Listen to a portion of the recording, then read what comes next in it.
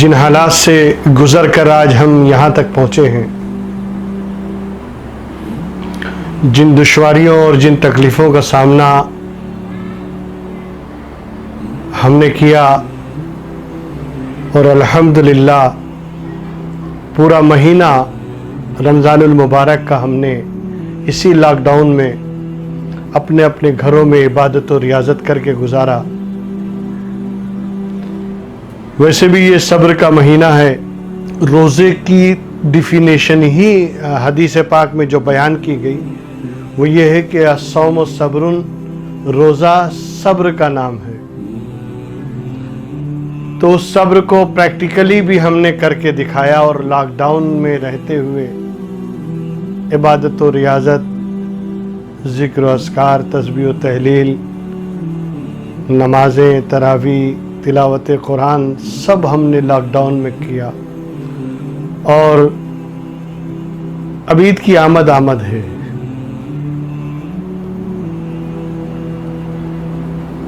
ایک دو روز میں انشاءاللہ چاند جیسے ہی طلوع ہوگا، ہم عید الفطر منانے کے لیے اور بارگاہ الہی میں ہدیہ تشکر پیش کرنے کے لیے، جیسا کہ ہر سال جمع ہوتے تھے مسجدوں میں اور عید کی نماز میں بارگاہ الہی میں شکرانہ ادا کرتے تھے، لیکن اس مرتبہ قانونی پابندیاں اور کچھ ایسی اڑچنیں اور ایسے ہارڈلز ہیں جن کی وجہ سے ہمیں اجازت نہیں دی جا رہی ہے۔ ہمیں کیا، کسی بھی دھرم کے دھرمستان کو، کسی بھی دھرم کے ماننے والوں کو ان کے عبادت گاہ میں جانے کے لیے اجازت نہیں دی جا رہی ہے۔ اسی طرح مسجدوں میں بھی اجتماعی صورت میں جمع ہونے پر پابندی لگی ہوئی ہے، اور ابھی گورنمنٹ کی طرف سے یا پرشاسن کی طرف سے اس کی اجازت ہمیں میسر نہیں آئی۔ لیکن دل برداشتہ ہونے کی ضرورت نہیں ہے، اس لیے کہ ہم اس اسلام کے پیروکار ہیں اور اس نبی کے ماننے والے ہیں جو اسلام عین فطرت ہے، نیچرل، بالکل نیچر، جو تمہارا نیچر ہے، جو تمہاری فطرت ہے، اسلام بالکل اس کے مطابق ہے۔ اور کیوں نہ ہو، اس لیے کہ نیچر کا خالق بھی اللہ ہے اور اسلام قانون شریعت بھیجنے والا بھی اللہ ہے، تو اس کا ہر قانون نیچر کے مطابق ہوتا ہے۔ اسی لیے اسلام اتنا فلیکسیبل ہے اور اتنا مولڈ ہے کہ کسی بھی سانچے میں ڈھال دیا جاتا ہے اور ڈھل جاتا ہے۔ ہر ماحول کے لیے اسلام ہی ایک ایسا واحد مذہب ہے، تنہا مذہب ہے، جو پوری انسانیت کو ایک ایک پل کی رہنمائی کرتا ہے۔ زندگی کے ہر نشیب و فراز، ہر اونچ نیچ، ہر طرح کے ماحول میں اسلام کبھی اپنے ماننے والوں کا ساتھ نہیں چھوڑتا۔ اب آپ اسی مہاماری کو لے لیجئے، آج انہوں نے الفاظ استعمال کیے ہیں، کوارنٹائن، آئسولیٹ، اور یہ وہ پتہ نہیں کیا کیا نکال کے لائے۔ اب یہ اسلام پیغمبر اعظم صلی اللہ علیہ وسلم نے سب سے پہلے تعلیم دی ہے مہاماری کے لیے، کہ جس جگہ وبا پھیل جائے وہاں سے کوئی اگر موجود ہو تو باہر نہ نکلے، جو باہر ہو وہ اندر نہ جائے، اور جو اندر ہیں وہ بھی ڈسٹینس بنا کے رکھیں۔ یہ ساری تعلیمات اسلام میں پہلے ہی سے موجود ہے، بس یہ کہ ہم نے اس کو کوئی نام نہیں دیا، انہوں نے نام دے دیا۔ بہرکیف، تو اب ایسے ماحول میں جب مسجدوں میں اجتماع پر پابندی لگا دی جائے، مسجد میں داخلے پر پابندی لگا دی جائے، ایک جگہ اکٹھا ہونے پہ پابندی لگا دی جائے، تو جماعت کیسے کی جائے، نماز کیسے پڑھیں؟ اور پھر مسجدیں سونی ہو جائیں، مسجدوں میں صرف 3 4 5 آدمی جنہیں اجازت دی جائے، ان کے علاوہ کوئی نہیں جا سکتا، تو پھر ہم نماز کہاں پڑھیں؟ اسلام رہنمائی کرتا ہے اپنے گھر میں پڑھو، کیونکہ جس پیغمبر نے مسجد میں جا کر نماز ادا کرنے کی تاکید کی ہے، حکم دیا ہے، اسی پیغمبر نے یہ بھی تو کہا ہے وَلَا تَجْعَلُوا بُيُوتَكُمْ قُبُورًا، اپنے گھروں کو قبرستان مت بناؤ۔ وہاں بھی نماز ادا کیا کرو. اسی لیے قبرستان میں نماز نہیں پڑھی جاتی. اگر تم اپنے گھر میں نماز نہیں پڑھتے ہو گویا تم اپنے گھر کو قبرستان بنا رہے ہو. اپنے گھروں میں نماز ادا کرو, اس کی برکتیں گھر میں ملیں گی. دوسری بات, گھر میں نماز پڑھو. ہم نے اسی پر عمل کیا اور کرتے رہے, کیونکہ لقد کان لکم فی رسول اللہ اسوۃ حسنہ, نبی کی زندگی تمہارے لیے بہترین نمونہ ہے, سیمپل ہے, آئیڈیل ہے. نبی کی زندگی تمہارے لیے نمونہ ہے, بس ان کی زندگی کو دیکھو. تمہاری زندگی کے ہر ایک ایک پل کی رہنمائی میرے رسول کی سوانے میں موجود ہے. عید کے اجتماع پہ بھی پابندی لگا دی گئی کہ آپ عید کی بھی نماز نہیں پڑھ سکتے. اب مسلمان بےتاب پریشان کیا کریں. سال میں ایک مرتبہ ہم اجتماعی طور پر جمع ہوتے ہیں, اس پر بھی پابندی لگا دی جائے. میں کسی پہ تنقید کرنا نہیں چاہتا کہ ان کو کیوں اجازت دی جا رہی ہے, فلاں کو کیوں اجازت دی جا رہی ہے, ہم کو کیوں نہیں اجازت. یہ سب کچھ نہیں. ہمیں تو صرف ایک مثبت پہلو پر غور کرنا ہے, پازیٹیولی بات کرنی ہے. اور وہ پیغمبر اعظم صلی اللہ علیہ وسلم کی جو حدیث ہے, جسے کہ علماء کرام و مفتیان نظام ابھی اس کے لیے گائیڈ بھی کر رہے ہیں, بہت سی ہدایتیں آ رہی ہیں سوشل میڈیا کے ذریعے,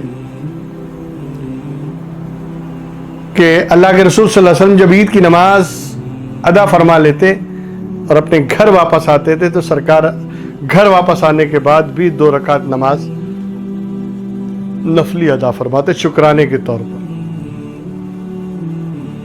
پہلے ایک اجتماعی طور پر سرکار نے نماز ادا کر لی, اب گھر آ کے پڑھنے کی کیا ضرورت تھی. بے اختلاف روایت, بعض نے کہا کہ وہ چاشت کی نماز تھی, بعض نے کہا نہیں وہ شکرانے کی نماز تھی. خیر, شکرانے ہی کی نماز لے لیجیے. تو گھر میں آ کے سرکار نے شکرانے کی نماز ادا کی. پیغمبر نے ہر موڑ پر اپنے امتیوں کو سنبھالا ہے کہ کہیں کوئی ایسا موقع نہیں ملنا چاہیے کہ جہاں اسلام یا شریعت یا سنت ہماری رہنمائی نہ کرتی.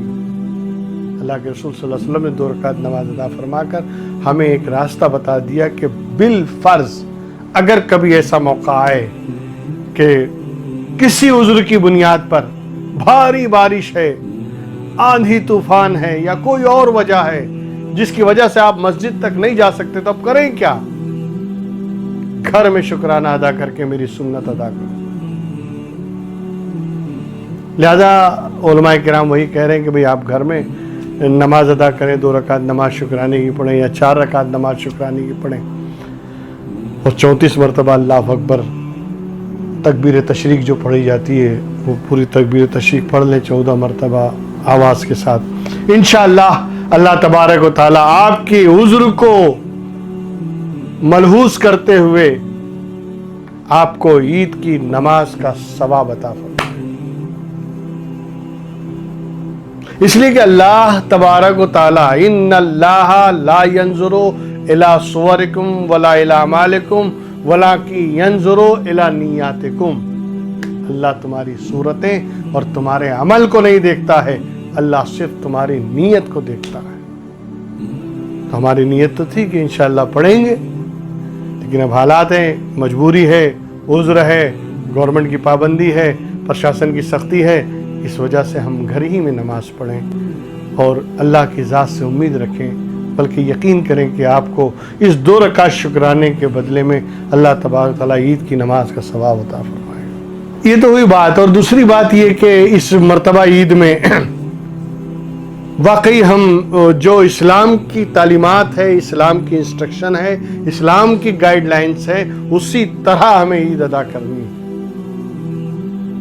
اب ہم یہ سمجھ رہے ہیں کہ عید پہ نئے کپڑے نہیں پہنیں گے, نئے جوڑے نہیں پہنیں گے, نیا لباس نہیں ہوگا, تو عید کیسے ہوگی؟ ایک غلط بات ہے. لیس العید لمن لبس الجدید واکل السرید. عید نئے کپڑے پہننے کا نام نہیں ہے. عید اچھے اچھے پکوان پکا کر کھانے کا نام نہیں ہے. اٹھا کر دیکھیں تاریخ, روایتیں موجود ہیں. حضرت عمر فاروق رضی اللہ تعالیٰ عنہ خلیفہ ثانی حضرت عمر ابن خطاب، کیا روب و دبدبا تھا آپ کے زمانے میں، بڑی بڑی سلطنتیں اسلامی فتوحات سے گونج رہی تھیں، زبردست مربع میل، نہ جانے کتنے مربع میل میں پھیلی ہوئی سلطنت کا واحد بادشاہ اس وقت خلیفہ وقت حضرت عمر ابن خطاب رضی اللہ تعالیٰ عنہ۔ عید کے ایک دن پہلے آپ نے اپنے صاحبزادے کو دیکھا اور دیکھتے ہی کہ کل عید ہے، اچانک کوئی بات یاد آئی اور حضرت فاروق اعظم کی آنکھوں میں آنسو آ گئے۔ بیٹے نے پوچھا بابا جان آپ کی آنکھوں میں آنسو کیوں آ گئے؟ کہا بیٹا کل عید ہے اور میرے پاس اتنا پیسہ نہیں ہے کہ میں تمہیں نئے کپڑے سلا سکوں، نئے جوڑے دلا سکوں، میرے پاس اتنا پیسہ نہیں ہے، خلیفہ وقت ہے، بادشاہ ہے، حکمراں ہیں، آج کل کے حکمرانوں کی طرح نہیں جو صبح سے لے کے شام تک 10 لاکھ کے لباس پہنے اور پھر دعویٰ کریں میں تو فقیر آدمی ہوں۔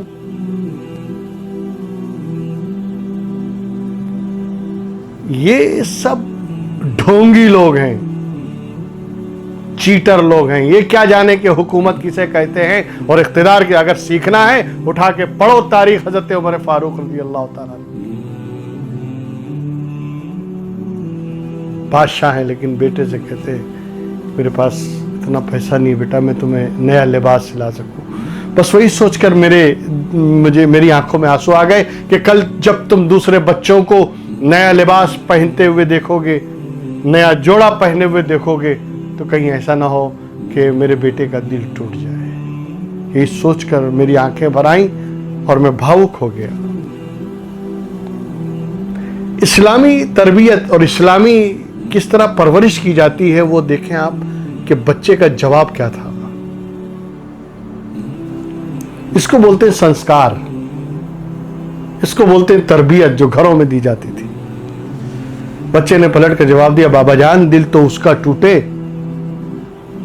جس نے رمضان میں روزے نہ رکھے، دل تو اس کا ٹوٹے جس نے رمضان میں نمازیں نہ ادا کی، دل اس کا ٹوٹے جس نے رمضان میں تراویح ادا نہ کی، دل اس کا ٹوٹے جس نے رمضان میں عبادتیں ریاضتیں نہ کی ہوں، ذکر و اذکار نہ کیا ہو۔ کیا نئے لباس پہننے کا نام عید ہے؟ نئے لباس دیکھ کر ہمارا دل کیوں ٹوٹے گا؟ اس جواب کو سن کر حضرت فاروق اعظم فرط مسرت سے جھوم اٹھے۔ میرے کہنے کا مطلب یہ ہے کہ آپ تاریخ اٹھا کر دیکھیں نا، عید نئے کپڑے پہننے کا نام نہیں ہے۔ اللہ کی بارگاہ میں شکرانے کا نام عید ہے کہ پورا مہینہ ہم نے عبادت ریاضت جو کچھ بھی کیا مولا تیری دی ہوئی توفیق سے ہی ہم نے کیا ہے، تو نے ہی ہمیں وہ سعادت بخشی تھی جو ہم نے یہ سب کیا ہے، اسی کا شکرانہ ہے اور یہ دعا ہے کہ مولا اسے قبول فرما لے۔ اور اسی لیے حدیث پاک میں آتا ہے کہ اس دن جزا کا دن ہے، بدلے کا دن ہے، جو اللہ تبارک و تعالیٰ اپنے فرشتوں سے پوچھتا ہے بتاؤ کوئی مزدور اگر اپنی مزدوری پوری کر لے تو اس کا حق کیا ہے؟ فرشتے جواب دیتے مولا اسے پوری مزدوری دے دینی چاہیے، یہ اس کا حق ہے۔ کہ جاؤ دھرتی پر رمضان کے پورے مہینے روزے رکھ کر عبادت و ریاضت میں گزار کر آج جو میری بارگاہ میں ہدیہ تشکر پیش کرنے کے لیے جمع ہو رہے، شکرانے کی نماز ادا کرنے آ رہے، جا کے انہیں کہہ دو، بشارت دے دو کہ اللہ نے تمہارے سارے گناہوں کو معاف کر دیا ہے، بخش دیا ہے۔ یہ جزا کا دن ہے، بدلہ لینے کا دن ہے، اللہ کی رحمت کو سمیٹنے کا دن ہے، خدا کی طرف سے مغفرت کا مزدہ پانے کا دن ہے، بخشش اور نجات کا پروانہ حاصل کرنے کا دن ہے۔ غیروں کی طرح تہوار مت منائیے۔ اور وہ تو کام ہم کریں گے مسجد میں رہے۔ اچھا رات سوال مسجد کا، وہ بھی ہمارے نبی نے ہمیں ارشاد فرما دیا۔ اللہ کے رسول فرماتے ہیں کہ اللہ نے میری امت کے لیے پوری روئے زمین کو مسجد بنا دیا۔ وَجُعِلَتْ لِيَ الْأَرْضَ كُلَّهَا مَسْجِدًا، اللہ نے میرے لیے میری امت کے لیے ساری روئے زمین کو مسجد بنا دیا. آپ کہیں بھی نماز پڑھیں ہر جگہ سجدہ کرنے کا حکم ہے. پوری روئے زمین کو مسجد بنا دیا. اللہ تبارک و تعالی ہم سب کو جو بھی ہم نے نیکیاں کی ہوں، جو بھی نیک اعمال کیے ہوں، جو بھی ٹوٹے پھوٹے سجدے کیے ہوں، جو بھی عبادت و ریاضت کی ہو اس مہینے میں، پروردگار عالم اپنے حبیب کے صدقے میں اپنی بارگاہ میں قبول فرمائے اور ہمیں صراط مستقیم پر چلنے کی توفیق عطا فرمائے. اور اس مہاماری سے، اس بلا سے، اس وبا سے جو پوری دنیا میں پھیلی ہے اور جس سے ہمارا ملک بھی جوجھ رہا ہے، اگر یہ بیماری ہے تو اللہ ہمیں شفا عطا فرمائے. اگر یہ وبا ہے تو اللہ اس سے ختم فرمائے اور نجات عطا فرمائے. اور اگر یہ سازش کا کوئی حصہ ہے تو پروردگار عالم ومکروا ومکر اللہ واللہ خیر الماکرین کے صدقے میں ان تمام سازشی لوگوں کو بے نقاب اور ذلیل اور رسوا فرما دے. بس اسی دعا کے ساتھ میں اپنی بات ختم کرتا ہوں. مولا تبارک تعالیٰ آپ سب کو اپنے حفظ و امان میں رکھے، سب پر اپنا فضل و کرم فرمائے. ہر آفت بلا مصیبت سے، آسمانی، ناگہانی، زمینی، سلطانی، ہر طرح کی آفتوں سے اللہ آپ کو اور آپ کی نسلوں کو محفوظ رکھے. وآخر دعوانا الحمدللہ.